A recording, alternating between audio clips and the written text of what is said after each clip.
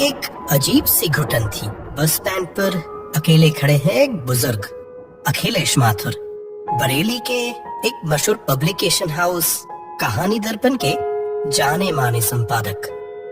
उफ, आज लगता है किस्मत ही फूटी है। काम निपटाने में इतनी रात हो गई, ऊपर से आसमान में बादल भी छाए हैं, कभी भी बारिश शुरू हो जाएगी।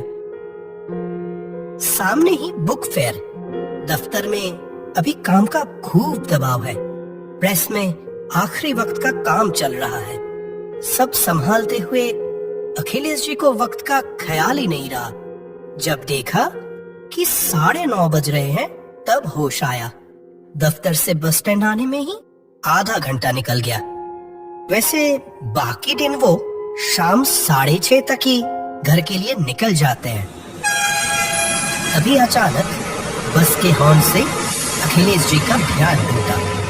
देखा सामने खड़ी है 85 नंबर बस।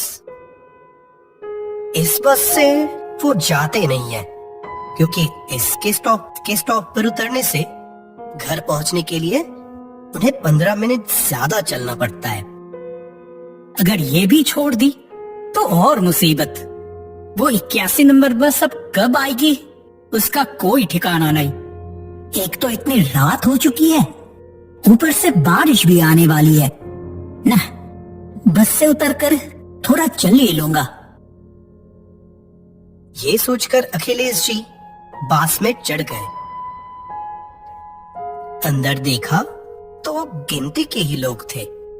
शायद बारिश की वजह से लोग पहले ही अपने अपने घर निकल गए हैं।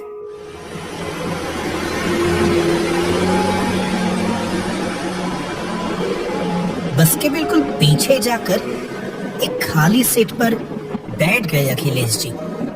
अचानक ख्याल आया, घर पर सब परेशान हो रहे होंगे। अपना मोबाइल निकालकर उन्होंने घर पर फोन लगाया। The number you are trying to call is currently not reachable. Please try again later. ये है इन मोबाइल फोन की हालत। सब ज्यादा जरूरत तभी नॉट रीचेबल। इस बस में नए लग रहे हैं। अचानक पास से आई आवाज सुनकर चौंक गए अखिलेश जी। मुड़कर देखा, करीब 30 साल का एक आदमी उन्हीं की तरफ देख रहा है। उस आदमी को देखते ही अखिलेश जी को एक अजीब सा अपनापन महसूस हुआ। हाँ, कुछ वैसा ही।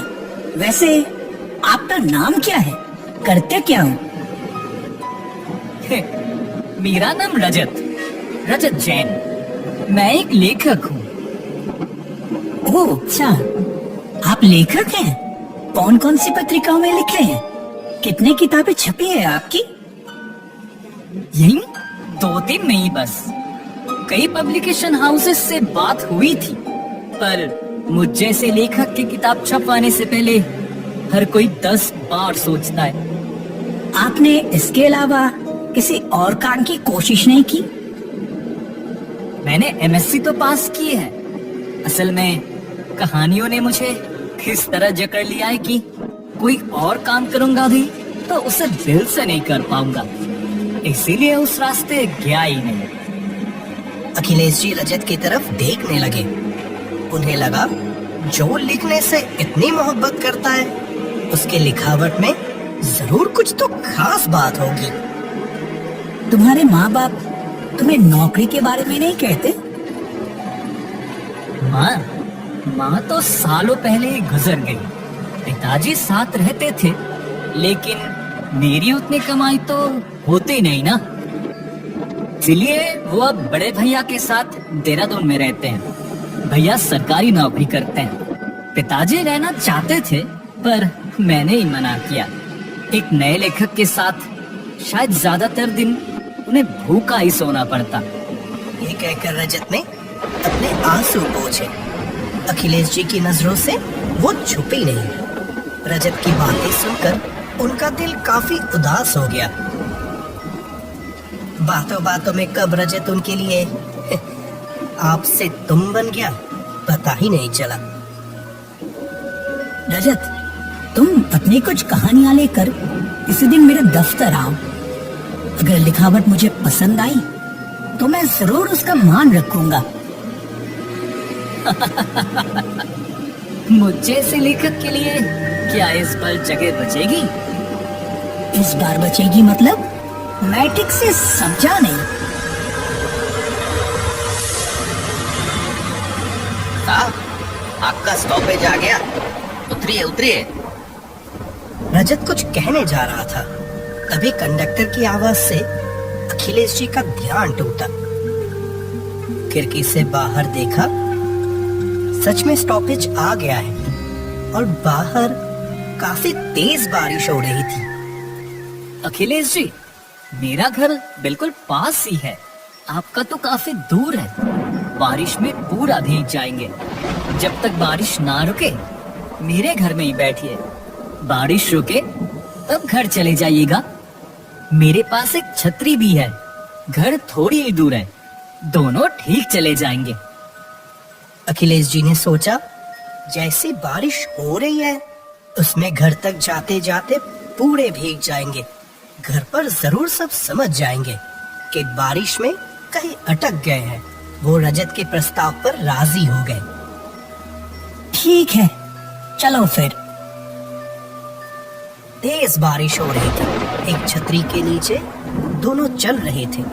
रजत ने कहा था, बस से उतरकर बस 3 मिनट का रास्ता है। लेकिन अचानक उनके मन में एक शक पैदा हुआ। उनका घर काफी दूर है, ये तो उन्होंने रजत को नहीं बताई थी, तो इसको कैसे पता चला? फिर उन्होंने सोचा, क्या पता बातों बातों में निकल गया होगा, अब खुद ही याद नहीं। कुछ देर चलने के बाद वो रजत के घर पहुंचे। रजत की आर्थिक हालात ठीक नहीं है, ये उसके घर की हालात देखकर ही अखिलेश जी को समझ आ गई। चारों तरफ एक डरावना माहौल था। आइए अखिलेश जी, हम आ गए, अंदर चलिए, यहाँ बैठिए, मैं आपके लिए चाय बना कर लाता हूँ। ठीक है, पर रजत तुम अपनी कुछ कहानियां मुझे दे जाओ। जब तक चाय बनाओगे मैं तुम्हारी कहानियां थोड़ा देख लूंगा। अखिलेश जी की बात सुनकर रजत के चेहरे पर एक अजीब सी हंसी उभर आई। उसने ड्रॉअर खोलकर एक मोटी से मनुस्क्रिप्ट लाकर अखिलेश जी को दी और अंदर चाय बनाने चला गया। मनुस्क्रिप्ट में लिखी कहानियों को पढ़ते ही अखिलेश जी का जिस्म जैसे बर्फ की तरह ठंडा पड़ गया। 1 साल पुरानी यादें उनकी आंखों के सामने घूमने लगी। अरे ये तो 1 साल पहले पड़ी हुई वही कहानियां हैं। ये इसके पास? क्या अखिलेश जी, याद आया कुछ?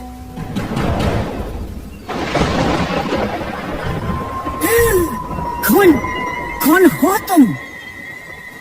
मैं वही रजत जिससे आपने 1 साल पहले वादा किया था कि उसकी लिखी कहानियां किताबों में छपेंगी, लेकिन एक मशहूर लेखक की किताब छपवाने के चक्कर में आपने मेरी मेहनत को ठुकरा दिया था। तुम वही रजत हो? हाँ, मैंने पूरे दिल से कहानियां लिखी थी।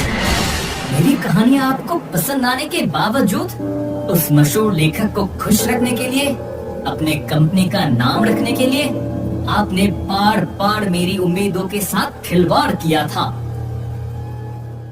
थोड़ा समझो रजत, मेरे पास और कोई चारा नहीं है, लेकिन हाँ, मौका मिलते ही तुम्हारी कहानियां मैं जरूर छपवाऊंगा। और कितने बार यह वह भटकू अखिलेश जी, मेरे घर की हालात ठीक नहीं है, पैसों की बहुत कमी है, आप इस बार कृपया कुछ कीजिए अखिलेश जी। आज तुम जाओ, अभी मैं कुछ नहीं कर सकता, अगली बार कोशिश करूंगा। बार बार आपके उस छोटे दिलासे ने मेरा दिल तोड़ दिया साहब। आपके दफ्तर से निराश होकर लौट रहा था मैं।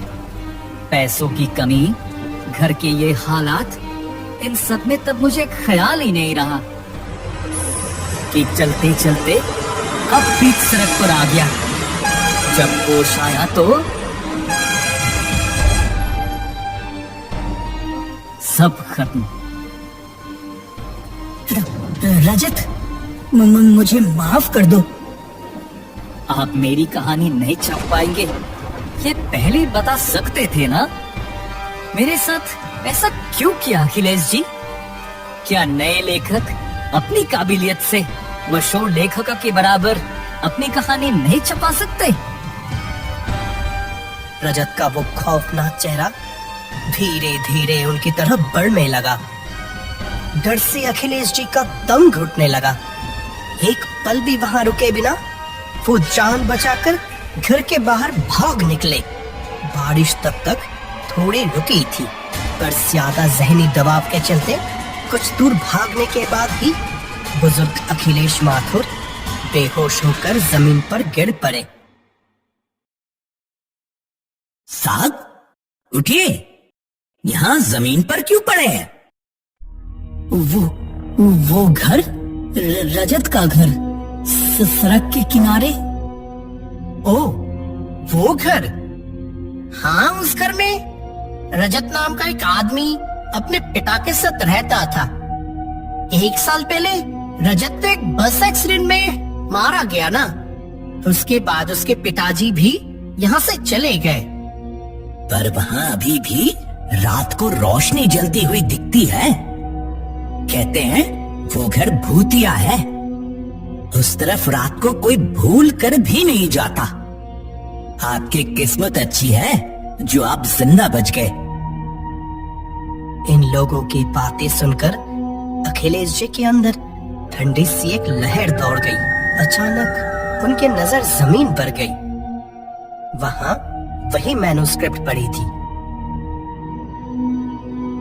और कोई बात ना बढ़ाकर अखिलेश जी उस मैन्युस्क्रिप्ट को लेकर अपने घर लौट आए। घर पर सिर्फ इतना बताया कि कल रात तेज बारिश के कारण वो किसी एक दोस्त के घर अटक गए थे। उसी साल अखिलेश जी ने रजत की लिखी उन कहानियों को किताब के रूप में छपवा दिया। उसी साल वो किताब बेस्ट सेलर बन गई। उससे जो पैसे मिले उन पैसों को लेकर रजत के पड़ोसियों से पता निकालकर अखिलेश जी सीधा देहरादून जाकर वो पैसे रजत के पिताजी के हाथों में सौंप दिए। मुझे माफ कर दीजिएगा भैया।